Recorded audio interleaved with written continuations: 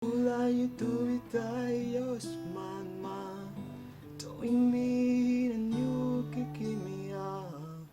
You got my head spinning, no. Ndi kugushaka hano kuri ofisi yanjye. Banguka ndi kugushaka kuri ofisi. Akazi keza. Ejo warambwiye mushaka.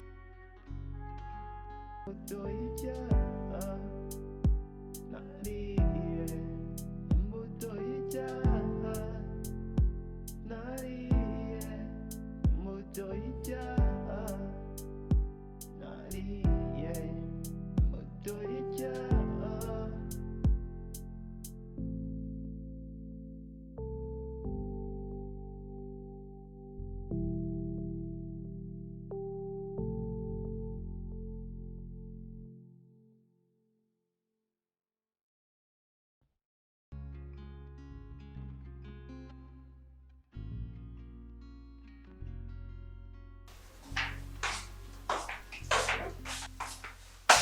Iri joro ko ryabaye rigufira.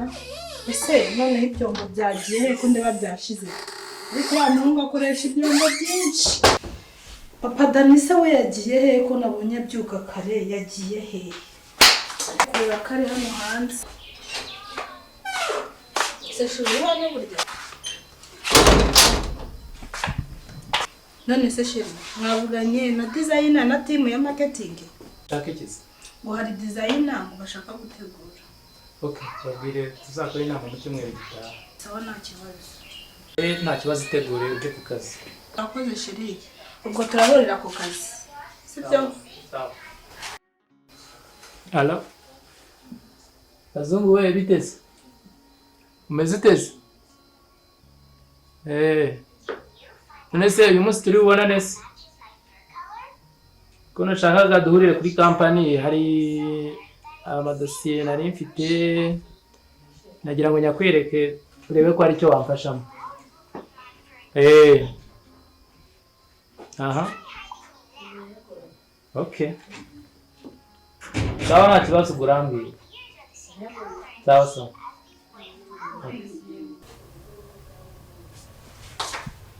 Sidani kujya wicaye hano. Mama. Kumana ni kutarifuza ngo tujye mu kazi. Habaye.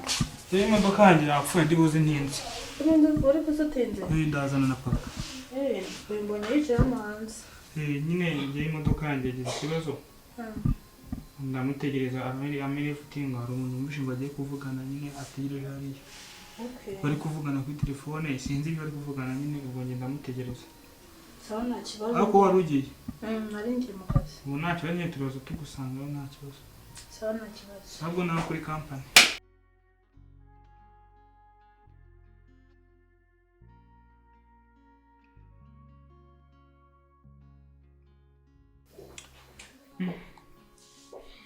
Numvaga akazi nashaka ko kajyamo.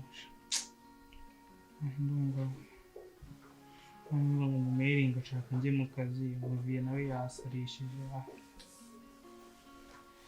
Kuri nyine kanjye kwitegura nanjye mu kazi simuviye we akana ndamutegereza ndasoza kuvugana n'uriya muntu. Umukobwa ko amagaye mu gitondo.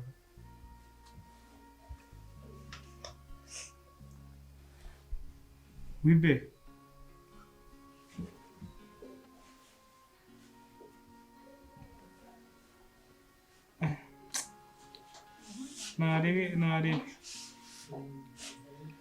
Nari bantu nyureyo nari. Nyurayo nyine ubwo urabujya mu kazi. Ariko nyine mama agiye kuza nyine ntago tange utu. So. Mama ntago tange nyine ari buze imbere yacu. Uragaruka mu saa 2. Okay, nari. We nyine nyurayo vuba nyine mama gusange iyo nabi. Nuko uyu munsi dushobora gukora ibintu byinshi kuko na papa ari buhaze. Asanga nyine muri ku murongo. Sawa. Bye. Nagukunda. So.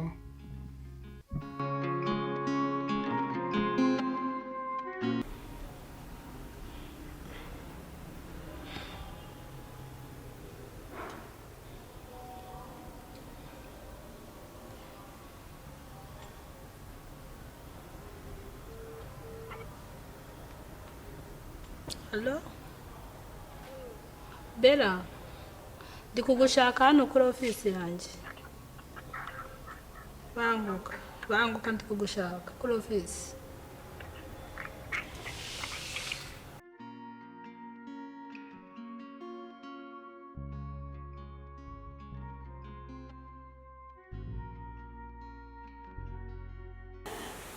Dani? Mwana ko yatinzera. Dani? Urangije kwitegura tugende? Gira vuba tugende.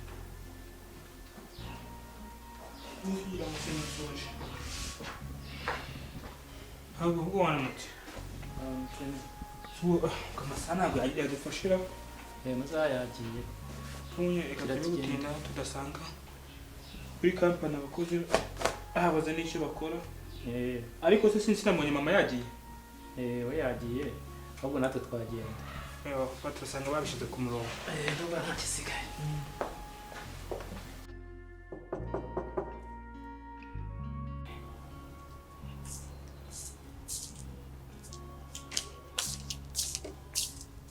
Nyiriwe neza. Meze biteze. Meze neza. None se ndumva naniwe njyewe rero. Ndashaka ko uragenda ugategura inama, ugategura nawe chairman aricara. Ngiye ntabwo ndaba mari. Ndumva naniwe. Ikibazo ndabikora kandi kubwira ati mudufatanye. Turabikora ntari. Sawa nta kibazo. Sawa murakoze.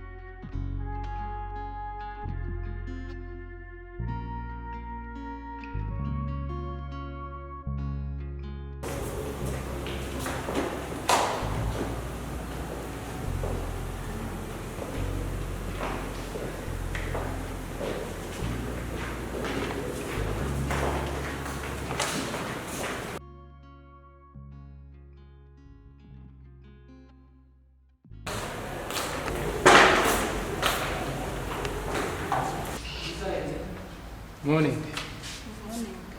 Nizere ko akazi magateguye neza. Ndabizi neza ko Bella yagakoze neza nta kibazo. Okay. Nawe rero mutunganya ibintu byose akazi keza. Sawa.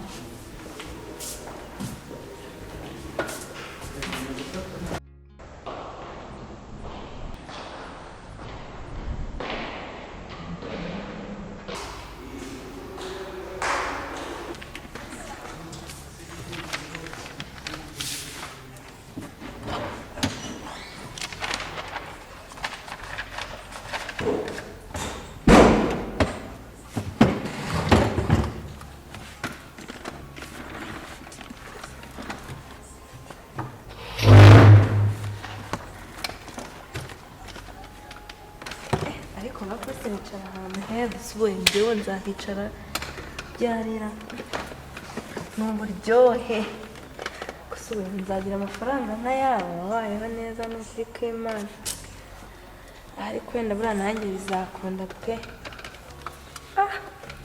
mbega intebe ariko bose afite n'umugore mwiza mana yanjye mva yageze mu mafaranga araryoshye ubu ngiye nzabona umugabo ukize we mbona ngiye biba byakomeje kugorana imihanda iba yanyenda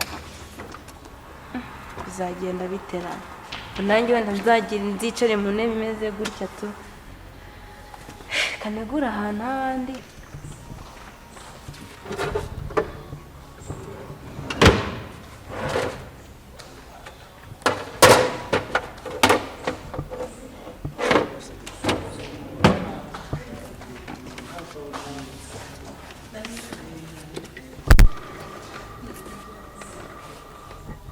ndabona bitunganye.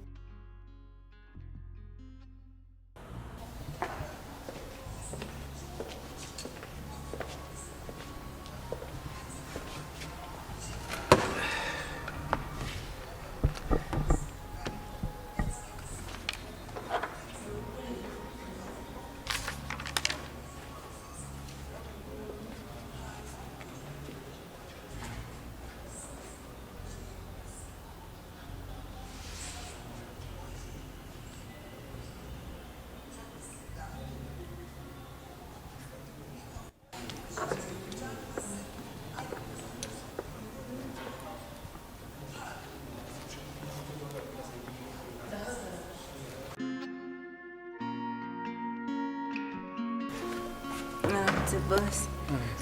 Yego. Kuvuga ngo gahunda y'uyu munsi Charles yagushakaga ko muvugana. Ikindi abakozi bose bifuje ko basangira nyuma ya saa sita. Nimba byakunda rero mwatubwira. Nta kibazo. Sawa rero ubwo reka ngende mbwire Charles aze nawe akurebe. Sawa.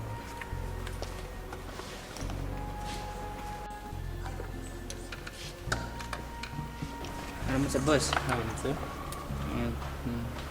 Charles ko naguhamagaye mbere ngo duhe akazi ko kudushakira abakozi kutanyitabye.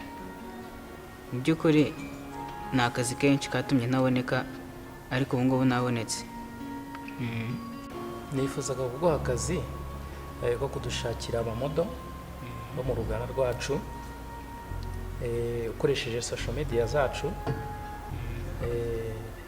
ariko hakaba hari ibigenderwaho twebwe tugenderaho bisabwa.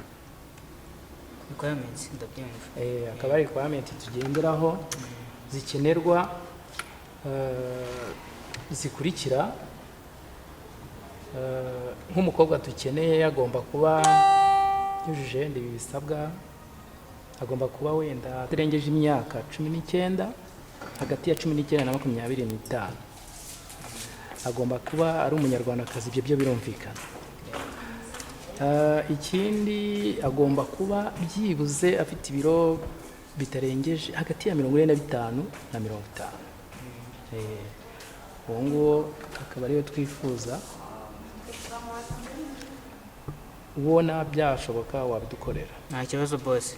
Ndaza kubikoraho, ndaza gupostinga kuri social media zose, kuri YouTube, kuri Instagram, kuri X, hose mbese ndagerageza mushake umukobwa mwiza ujyanye n'izo nshingano. Tugiye gushaka umumodo dukeneye muri business yacu. Akandi kantu ndanibagiwe, bakuba ni mwiza, arambuye ari muremure. Mbega nawe ubona ko asa neza nk'abamodo, nawe urabyumva? Icyo nacyo ugomba kukitaho. Yego boss, ibyo ni nk'itegeko ndabyumva rwose. Sawa. Ugira akazi keza. Sawa cyane. Okay.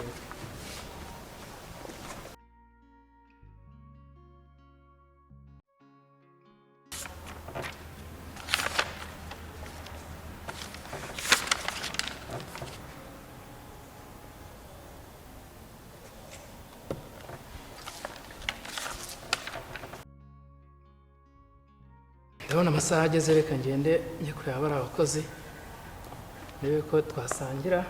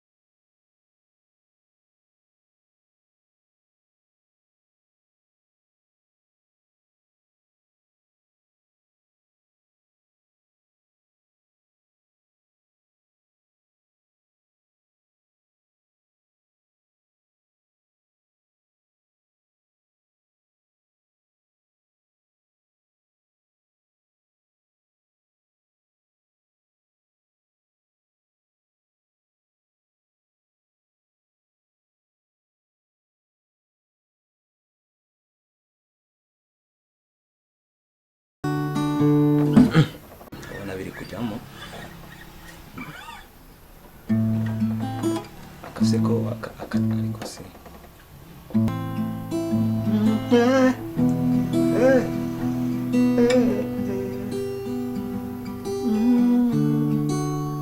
Hello, sweetie. I know you'll be there on me. Feel like the moon of ecstasy. I am drawing an endless sea. Hello, babe. ase nk'uyu muntu ubu disturbing umuntu mu muziki inzira mane arafunguye. Hello, friend. He's a music that knows no way.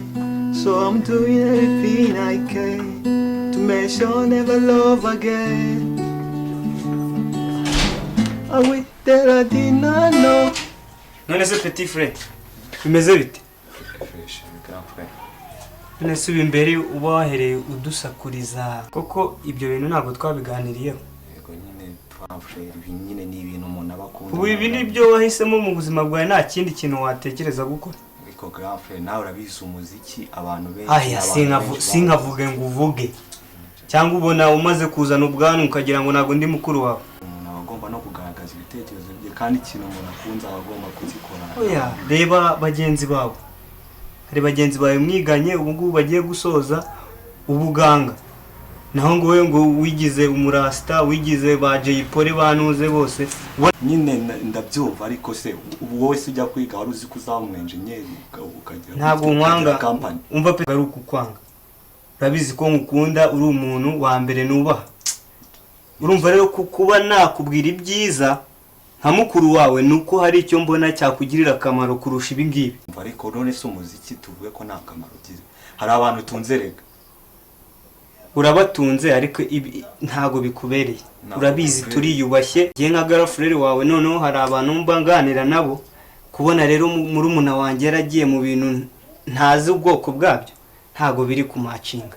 Mane reka mubwire sibyo nakubwize n'ukuri mane sibyo ngiye hano sibyo kuba ndi gukora umuziki ntago bivuze ko ari ikiniki sibyo ngewe na wowe se ubundi ugiye kugira ninde wari uzi kuzagira company nge narayikoreye warayikoreye nanjye rero nzabikorera sibyo ntago umuntu yanyura mu nzira zawe abantu bose ntago bahitamo inzira zimwe sibyo kandi nizere ko bizi abantu bose se nabenjenye mbo nagushaka kunyuba nka mukuru wawe uya ndakubaha ariko tuzajye twumvikana sibyo. Let me say this petit frère listen me. Nimba ushaka kuba umuntu ukomeye abantu buba va muri ibi bintu byo kwirirwa mu miziki ngewe numva ushaka guhinduka hari nka girlfriend wawe nzagusapotinga ariko ibi bintu ubireke by'imiziki nta kintu bizakugeza. Reba imyaka ufite reba imyaka ufite ndabibona nyine urumva uzatera abafite imyaka nk'iyanjye bataratera imbere kandi biza ari aba engineer ni benshi. Buri muntu agomba gukora ibyo akunze ahubwo rekana kubwe sibyo urabizi sibyo na muntu sibyo wavukanye ibintu byose afite sibyo buri muntu wese ahera hasi ibyo ni ibintu bizwe sibyo. Nawe company ufite ushobora kubona ejo ukabona inarahi wabigenza ute kongera ugasubira hasi sibyo. Rero buri muntu ava hasi agenda akora kandi n'ibindi gukora ndabyizeye nishyiramo imbaraga nzakura sibyo. Abantu bose ubona bahereye hasi Bruce Melody ubu se ntago yiyubashye se nakubwira amafaranga afite muri umuna wanjye nkubwire nagufasha buri kimwe cyose ariko atari ibyo bintu by'umuziki. So ndi kumva udashaka kunyumva reka nigire no mu kazi ndabona amasaha yagiye. It's okay everything you want to do. So nimba waranze kwiga ubwo akazi kose nyine kana mu rugo ujye ugakora ucuranga imiziki yawe. It's okay nigire mu kazi rwose sawa kandi ndagukunda urabizi. Oya nta kibazo kabisa muri family. Ase grand frère abazimfatiraho nawe ari ba Bruce Melody umuziki urabatunze barosikana baye. Reka nikomereze nicurangirana n'ubundi nakisha umutindi. Mami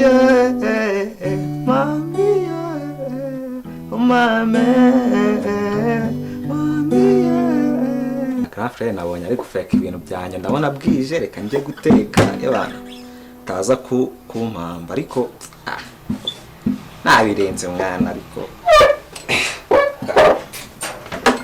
zaje azanabikora